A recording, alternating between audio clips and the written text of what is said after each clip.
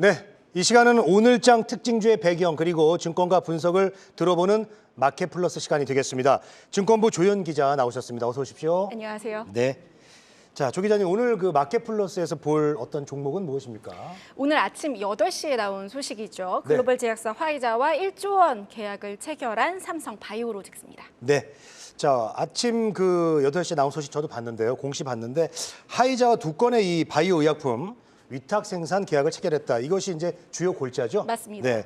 두 건을 합해서 그러면 이제 1조 원이 넘는 건데 이게 이제 어느 정도 되는 규모예요? 그러니까 총 금액은 8억 9,700만 달러, 그러니까 우리 돈으로 한 1조 2천억 원이 됩니다. 네. 삼성 바이오로직스 단일 계약으로는 역대 최대 규모인데요. 두 회사는 앞서 지난달 8일에 전략적 파트너십을 체결한 바 있습니다. 당시 발표했던 투자 의향서에서는 5,350억 원 규모였는데 이번 본 계약에서 이 금액이 한 2배가량 증가했다. 이렇게 볼 수 있고요. 네. 또 다른 한 건도 지난 3월에 체결된 계약에서 추가분이 더해졌습니다. 네. 그러니까 종합해 보자면 올해만 들어서 삼성 바이오로직스와 화이자의 계약 체결 소식이 한 3건이 이뤄졌는데 점차 규모가 커지면서 두 회사 간의 신뢰가 탄탄해지는 모습이고요. 올해 총 누적 계약 규모로는 한 1조 4천여억 원, 계약 기간은 2029년 말까지 약 6년간 이어집니다. 삼성 바이오로직스가 위탁 생산하는 것은 종양과 또 염증 및 면역 치료제에 대한 화이자의 다품종 바이오시밀러 제품군입니다. 인천 송도에 있는 사공장에서 위탁 생산이 될 것인데요.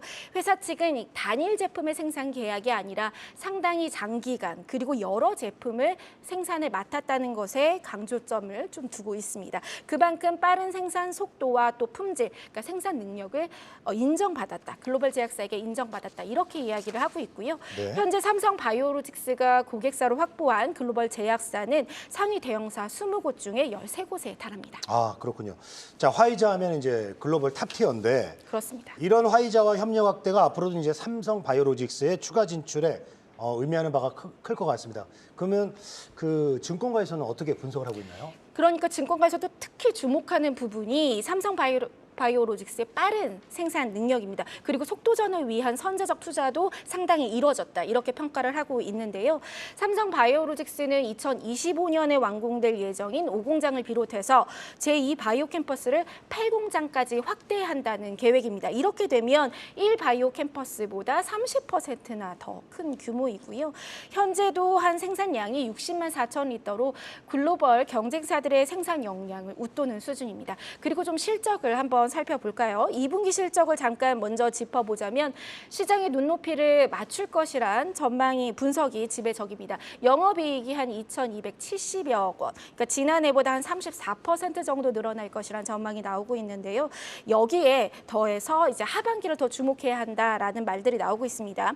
유안타 증권의 하현수 연구원은 4공장 중에 앞서 지난해 10월부터 가동된 6만 리터 시설에 대한 매출이 올 하반기 실적부터 매출에 반영될 예정이다. 이렇게 이야기했고 전체 18리터에 달하는 사공장 전체에 대한 매출 반영 시기는 내년이 될 것이란 전망입니다.